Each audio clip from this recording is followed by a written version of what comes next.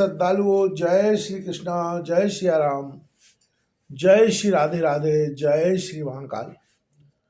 इस प्रवचन में आपको श्रवण कराएंगे स्वयंभु मनु का ध्रुव जी को युद्ध बंद करने के लिए समझाना। श्री मैत्रेय जी कहते हैं, विदुर जी, ऋषियों का ऐसा कथन सुनकर महाराज ध्रुव ने आचमन कर श्री नारायण के बनाए हुए नारायण शास्त्र को अपने धनुष पर चढ़ाया। उस बाण के चढ़ाते ही यक्षों द्वारा रची हुई नाना प्रकार की माया उसी क्षण नष्ट हो गई। जिस प्रकार ज्ञान का उदय होने पर अविद्यादि क्लेश नष्ट हो जाते हैं, ऋषिवर नारायण के द्वारा आविष्कृत उस अस्त्र को धनुष पर चढ़ाते ही उससे राजहंस के से पक्ष और सोने के फल वाले बड़े तीखे बाण निकले और जिस प्रकार मयूर के कारव करते वन में घुस जाते हैं, उसी प्रकार भयानक शान शान शब्द करते हुए वे शत्रु की सेना में घुस गए। उन तीखे धार वाले बाणों ने शत्रुओं को बेचैन कर दिया।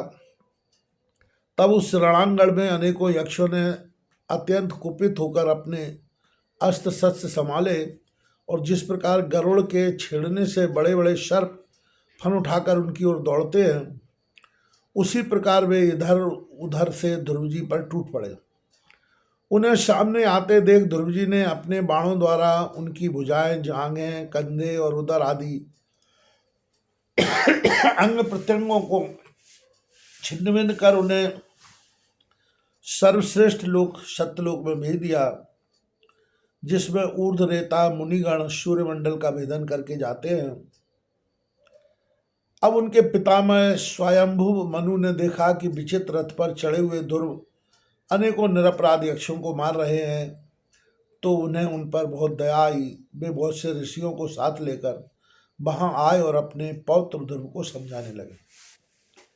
मनु ने कहा, बेटा, बस अधिक क्रोध करना ठीक नहीं। यह पापी नरक का द्वार है, इसी के वशीभूत होकर तुमने इन निरपराध यक्षों का वध किया है। तात तुम जो निर्दोष यक्षों के संहार पर उतर रहे हो, यह हमारे कुल के योग्य कर्म नहीं है।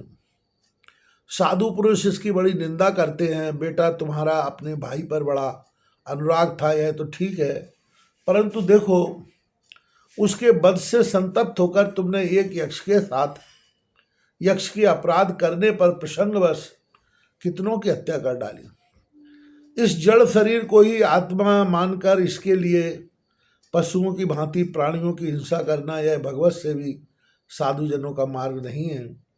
प्रभु की आराधना करना बड़ा कठिन है, परंतु तुमने तो लड़कपन में ही संपूर्ण भूतों के आश्रय स्थान श्री हरि की सर्वभूतात्म भाव से आराधना करके उनका परम पद प्राप्त कर लिया है। तुम्हें तो प्रभु भी अपना प्रिय भक्त समझते हैं तथा भक्तजन भी तुम्हारा आदर करते हैं। तुम साधुजनों के पथ प्रदर्शक हो, फिर भी तुमने ऐसा निंदनीय कर्म कैसे किया? सर्वात्मा श्री हरि तो अपने से बड़े पुरुषों के प्रति सहनशीलता, छोटों के प्रति दया, बराबर वालों के साथ मित्रता और समस्त जीवों के साथ समता का बर्ताव करने से ही प्रसन्न होते हैं। और प्रभु के प्रसन्न हो जाने पर पुरुष प्राकृत गुण एवं उनके कार्य रूप लिंग शरीर से छूटकर परमानंद स्वरूप ब्रह्म पद प्राप्त कर लेता है। बेटा, ध्रुव देहादि के रूप में परिणत हुए पंचभूतों से ही स्त्री पुरुष का आविर्भाव होता है और फिर उनके पारस्परिक समागम से दूसरे स्त्री पुरुष उत्पन्न होते हैं।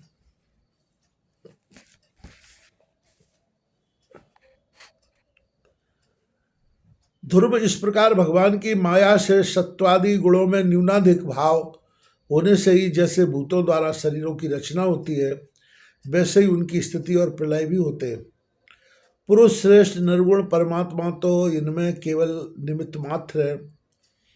उसके आश्रय से यह कार्य कारणात्मक जगत उसी प्रकार भ्रमता रहता है जैसे चुंबक के आश्रय से लोहा।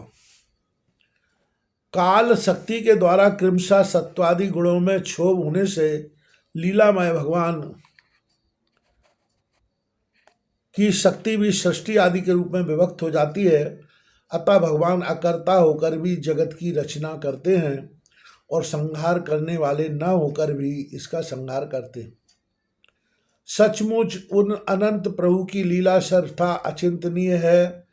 ध्रुव वे काल स्वरूप अव्यय परमात्मा ही स्वयं अंतर रहित होकर भी जगत का अंत करने वाले हैं तथा अनादि होकर भी सबके आदि करता है। वे ही एक जीव से दूसरे जीवों को उत्पन्न कर संसार की सृष्टि करते हैं तथा मृत्यु के द्वारा मारने वाले को भी मरवा कर उसका संहार करते हैं। वे काल भगवान संपूर्ण सृष्टि में समान रूप से अनुप्रविष्ट है।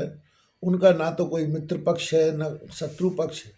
जैसे वायु के चलने पर धूल उसके साथ साथ उड़ती है, उसी प्रकार समस्त जीव अपने अपने कर्मों के अधीन होकर काल की गति का अनुसरण करते हैं।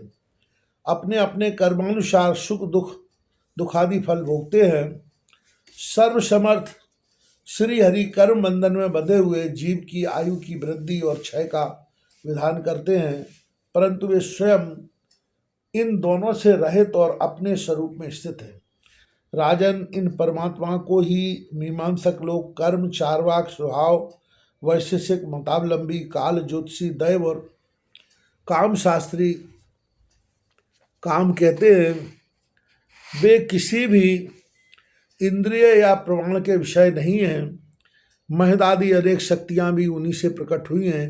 वे क्या करना चाहते हैं इस बात को भी संसार में कोई नहीं जानता।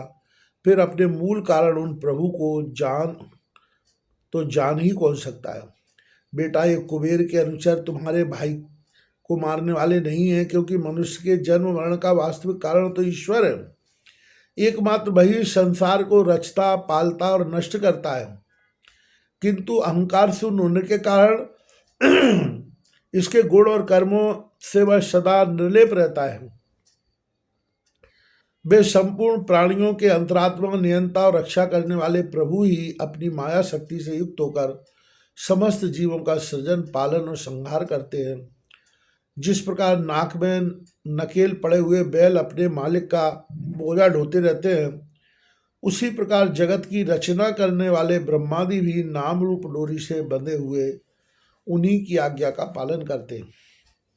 वे अभक्तों के लिए मृत्यु रूप और भक्तों के लिए अमृत रूप है तथा संसार के एकमात्र आशा है। तात, तुम सब प्रकार उन्हीं परमात्मा की शरण लो।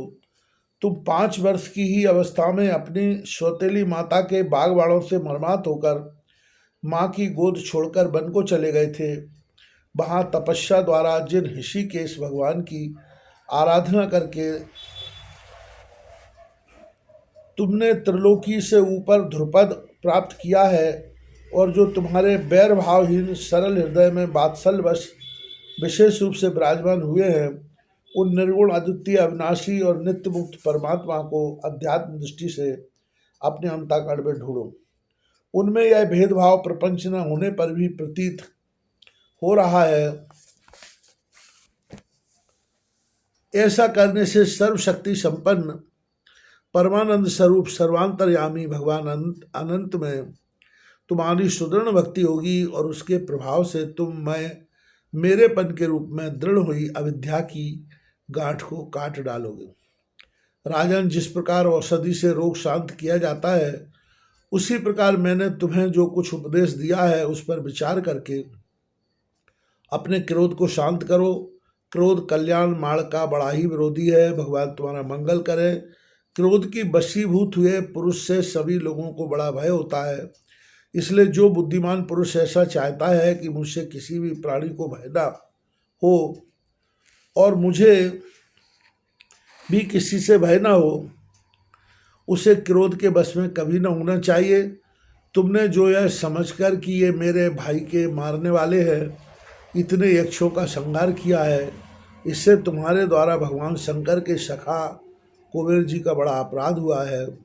इसलिए बेटा, जब तक कि महापुरुषों का तेज तुम्हारे कुल को आक्रांत नहीं कर लेता, इसके पहले ही विनम्र भाषण और विनय के द्वारा श्री गुरु ने प्रसन्न कर लो।